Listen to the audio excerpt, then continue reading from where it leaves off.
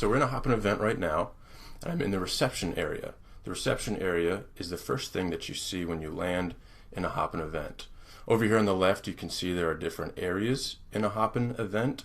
So you can think of Hopin kind of like a virtual venue with different rooms that have different live video collaboration functions. You have the reception, stage, sessions, networking, and expo. And I'm going to go through these in this demo and show you how each of them work. One thing is that these are all interchangeable. You can have one or two of them or all of them. So for this event, we have all the areas in our Hopin event. Over on the right, you can see we have our chat where you can send messages and introduce yourself. Hi, everyone. Hopin was designed, there's Aaron, my colleague who's attending this event. We're going to see Aaron and Franz throughout this event as other attendees. Hopin was designed to replicate the in-person event experience almost exactly, and you'll see how we accomplished that through some innovative live video ways in these different areas of our event. So with the reception area, this is where you can easily see what's happening now with a big button that sends your attendees to where the action is according to the schedule. So you have your description on the reception page. This is text that you customize as the organizer. And then you have the sponsor area. These are clickable links, and you have the schedule. The schedule shows what's happening, when and where in Hopin, and who's speaking. So with that, I'm going to move to the stage. Here you can see Aaron and Franz are on stage, and they're using Hopin's backstage, and I can view them. They can see the chat. I can interact with them, and this is being broadcasted live. So they can share their screens. They can share slides. This is where your big keynotes, fireside chats, panels, group discussions, up to 6 people can be on stage, and 100,000 people can be in your Hopin event watching the stage. So if you're doing a big talk in your event, it's going to be probably on stage. That's one thing that's different about Hopin, is that it's built for scale. It's not just one room where there's a meeting between select individuals, but it's a venue where you can have up to 100,000 people. We have polls to the right over here. You can create a poll. This is for organizers, and then when you create a poll, which I will do now, how is this event? Great. And good. Create poll. It loads instantly, and you can vote and see the results live. So 2 votes have happened, 100% have said it's great. And then we have the People tab over here, and this shows who's in the event, and you can see folks' profiles, social links, titles, and send direct messages. This is collapsible to make the video full screen. And with that, we're going to move to sessions.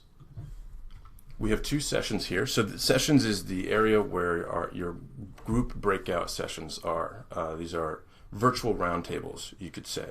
And so I'm going to jump into this one, Elon Musk private table.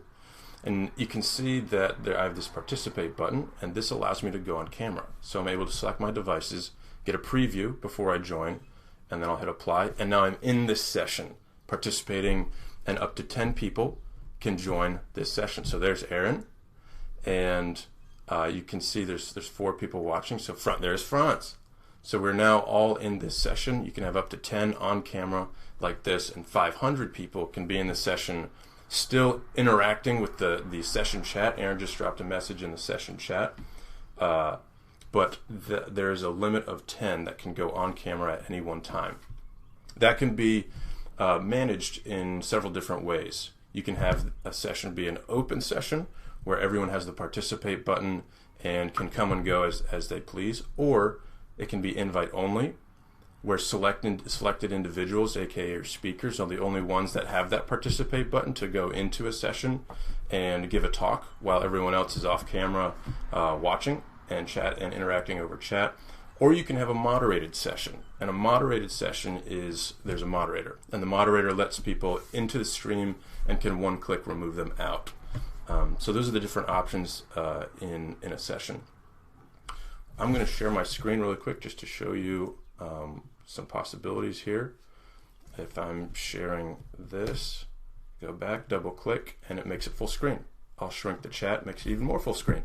And so now you have 3 of us going through a presentation in a session. So sessions are really good for collaboration, group discussion, decision making, and other collaborative, hackathons, working sessions. So those are our sessions. You can also give the add session button. So this allows your attendees to create their own sessions in your Hopin event.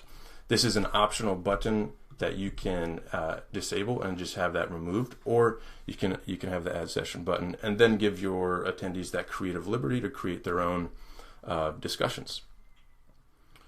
These can be deleted by the organizer in the back end. With that, let's go to networking. Networking is where our one-on-one meetings take place. So if I click this ready button, I'm going to be instantly matched up with someone else in the networking area. This is essentially it's a automated matchmaking tool within your event.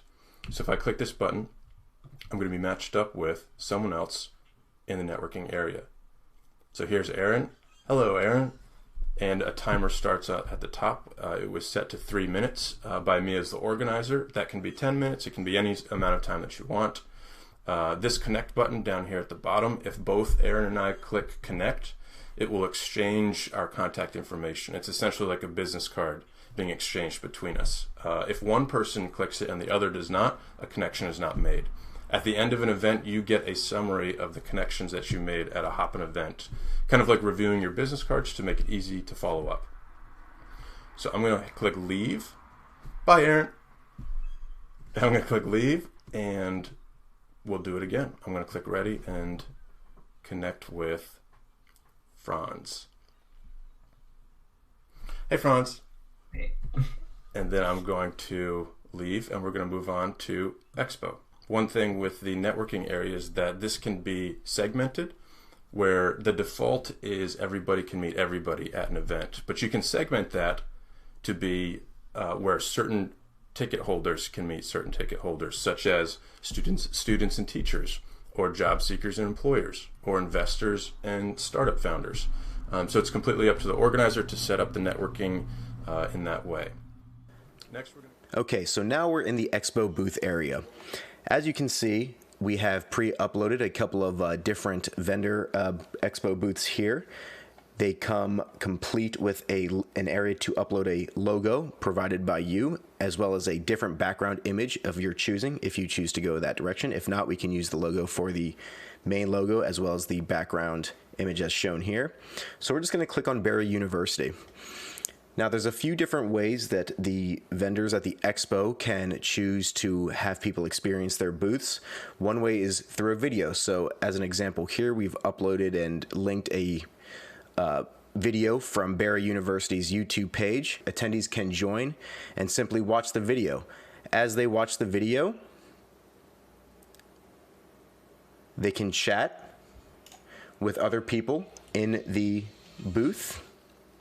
I'm just going to lower the volume there a little bit. They can sit here and chat with other folks watching the video, as well as chat one-on-one with other folks watching the video. Booth organizers and people at the booth can conduct polls and also chat with folks one-on-one, as well as chat to everybody in the booth as well. I'm going to go ahead and pause that right now. So that is an example of a booth with a video as its main content that people will join and can and watch. One of the nice features of the Expo booths is the Register's Interest button. So what this button will do, if you're an attendee in a booth and you like what you see, you can register interest. What this will do is send the vendor, the booth organizer, contact information for that attendee for follow-ups later. We're going to back out now and go to the main Expo hall, and we're going to try South University. So here, as you can see, it has all the same makings of the Barry University booth. However, this time, this vendor has chosen not to go with a video, but instead can be a live broadcast, a live booth organizer, or an individual who is chatting and interacting with people at the booth. So attendees may choose to share audio and video, as well as chat, sharing audio and video. You can go one-on-one with other folks without sharing audio and video, or you can share audio and video and we can see each other as any other normal conferencing software would do. The organizer would also choose to share audio and video, and instead of a video from YouTube or another source, this will be a live booth organizer that will chat and interact with the folks in the booth. Again, this also has a registers interest button, so contact information can be shared easily and quickly. That is what the Expo booth will look like in a nutshell. If you have any other questions, please be sure to reach out to info@ynvents.com and we'd be happy to explain further.